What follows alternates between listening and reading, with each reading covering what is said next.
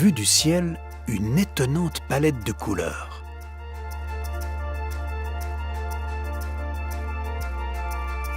De la mer Rouge au sud-est africain, la plaque somalienne s'éloigne peu à peu de celle de l'ouest, créant une longue fracture qui traverse le continent sur 6000 km. C'est la vallée du Grand Rift, tourmentée d'activités volcaniques, où culmine le Kilimandjaro. Les failles profondes de cette déchirure se sont remplies d'eau douce, formant les lacs allongés de l'Afrique de l'Est. L'un d'eux, le lac Malawi, est situé dans un étonnant joyau de nature rarement visité.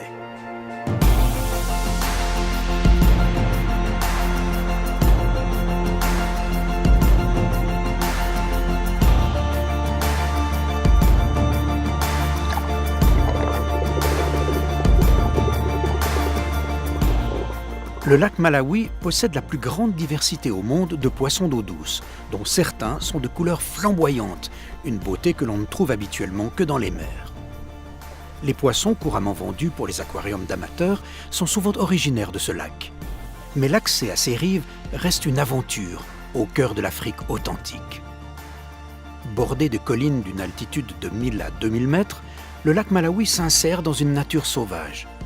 Au nord, la région vallonnée de Mbeya est parsemée de villages agricoles isolés.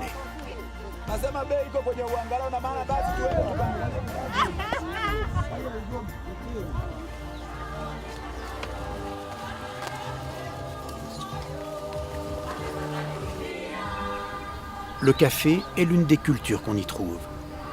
C'est dans une grande plantation de café qu'a été aménagée à Utengoulé une splendide lodge, havre paisible pour un tourisme sélectif.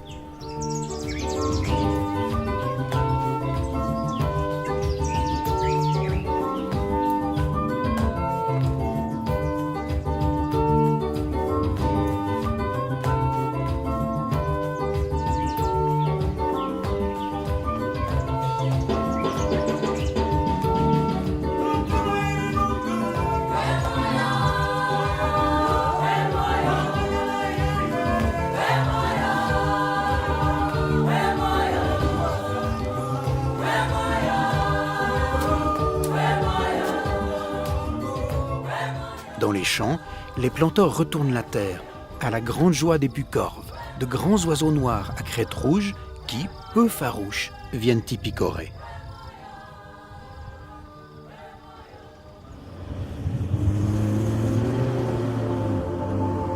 Non loin de là, les collines de Kitulo se colorent de fleurs endémiques d'une rare diversité, paradis d'orchidées, aujourd'hui protégées.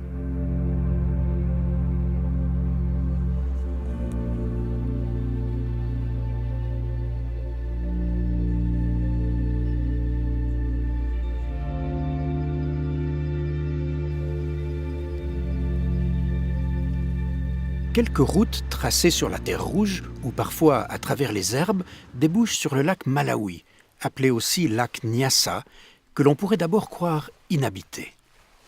Des pentes verdoyantes surplombent les rives de sable et de galets, arrosées de vagues habituellement légères. Parsemés, les villages sont isolés les uns des autres, la plupart du temps sans chemin pour les relier. C'est à pied, le long des rochers, que les villageois se rendent dans la localité voisine pour y faire des échanges. Et pour les plus grandes distances, la pirogue assure les transports. La pêche est ici d'une exceptionnelle abondance. Il n'y a pas besoin de s'éloigner beaucoup des côtes pour remplir les filets. Les habitants savent que de nuit, la pêche est la plus fructueuse, surtout quand on illumine le bateau, ce qui attire les poissons. Certains pêcheurs disposent de panneaux solaires pour alimenter un falot, étonnant contraste de modernité dans une région où l'électricité est encore rare.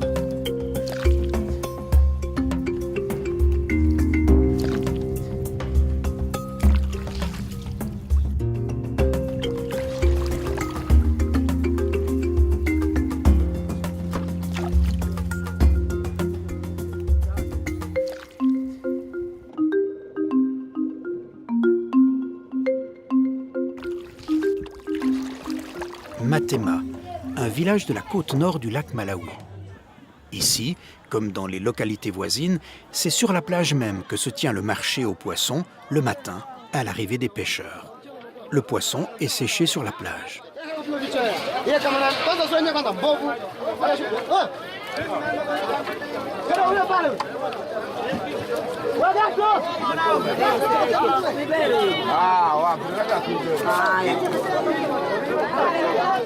Dans l'unique petit restaurant du village, on sert le poisson, tiré des filets quelques heures auparavant.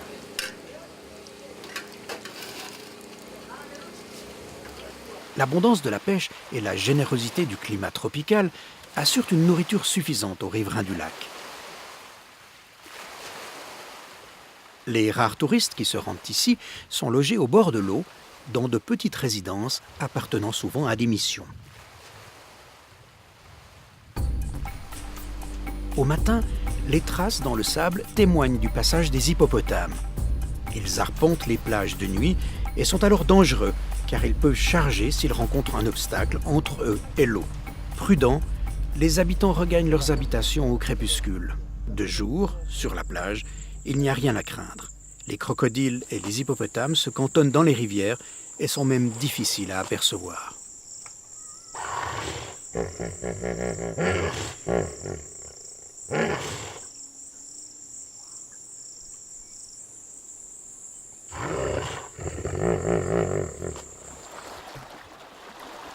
L'eau du lac Malawi est l'une des plus limpides et les enfants y plongent à cœur joie. Dès leur plus jeune âge, ils partent observer les poissons de couleur, qu'ici on admire, mais que l'on ne mange pas. C'est près des rochers dénudés que l'on observe les espèces colorées du lac Malawi, les cyclidés.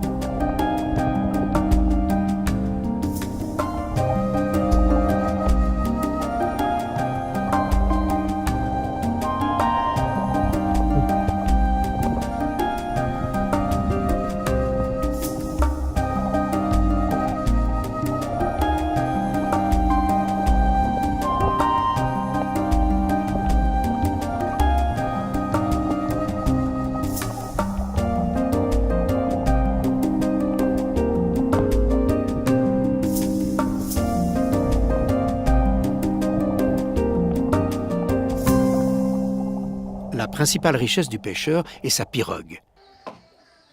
Taillée d'une pièce dans un tronc d'arbre, selon un savoir-faire qui a peu varié depuis des millénaires, ces bateaux sont le fruit d'un long et méticuleux travail de sculpture.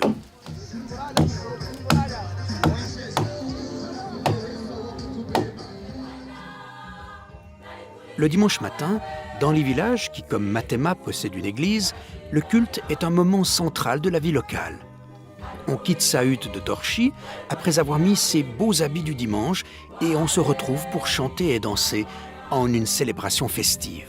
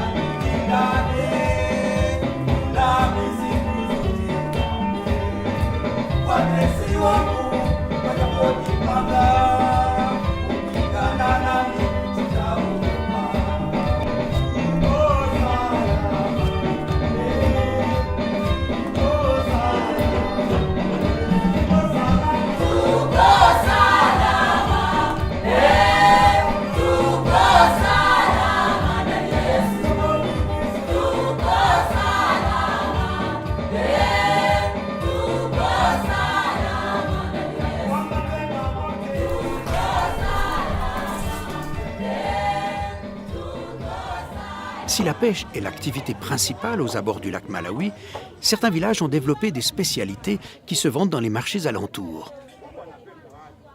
C'est le cas de Ikombe, où se fabriquent de nombreux objets de cuisine modelés en terre. Ils seront ensuite séchés, vernis et cuits, puis transportés sur pirogue.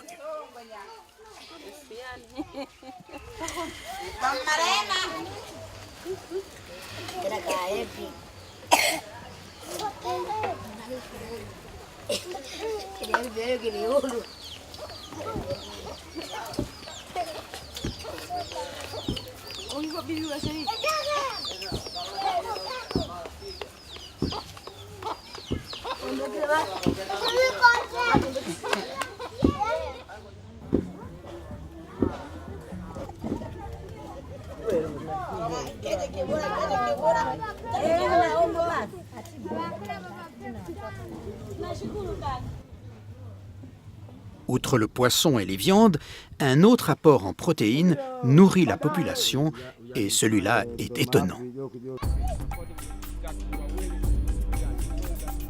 Au-dessus de l'eau planent d'étranges nuages. En fait, ils sont formés de millions de moucherons que le vent pousse tantôt au large, tantôt sur la côte. Quand un bateau traverse le nuage, il est comme pris dans une tempête de neige. Une partie de ces millions de moucherons se poseront sur les arbres et seront récoltés par les habitants qui en feront une pâte savoureuse à goût de cacahuètes.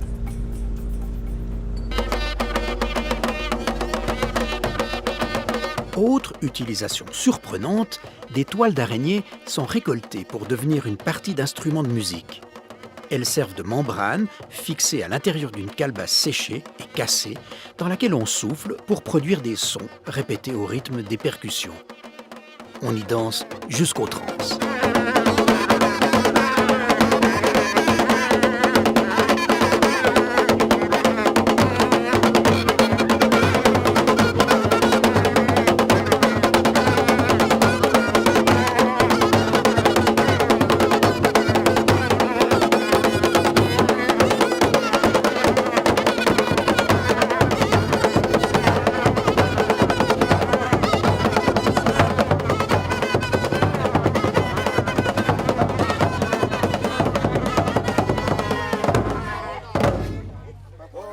Les rites et les croyances ancestrales n'ont pas disparu. Les chamans font comme autrefois des offrandes aux esprits de la nature. Des lieux naturels comme des grottes servent de sanctuaire. On vient implorer les esprits, leur demander de guérir une maladie, de favoriser la pêche et les moissons, de résoudre des conflits, de rendre justice.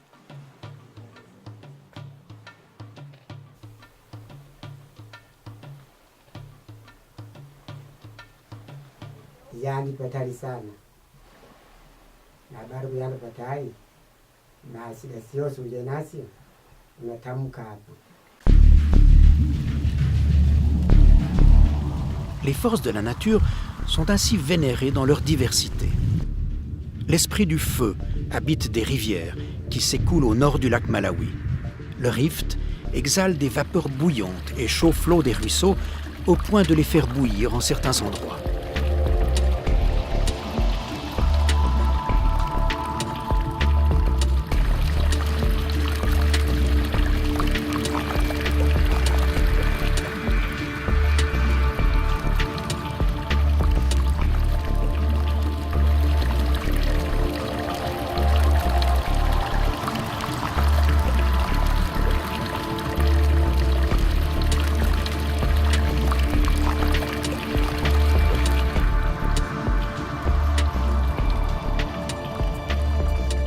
Dans cette région volcanique, où la fréquence des pluies accroît l'érosion, des objets réapparaissent, tel cet immense météorite de 12 tonnes, presque entièrement composé de fer. C'est un dieu venu du ciel, ont affirmé les populations lors de sa découverte. Sur son dos, un cratère se remplit à chaque pluie, et cette eau divine, affirmait-on jusqu'à l'arrivée d'astronomes allemands, guérit de tous les maux.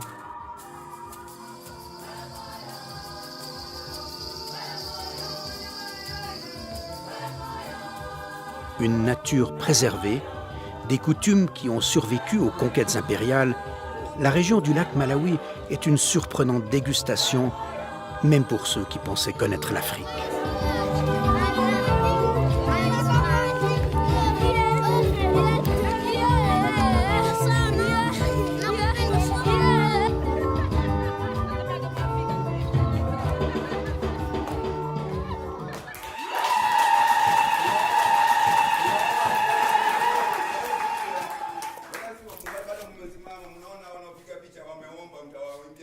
Shukran.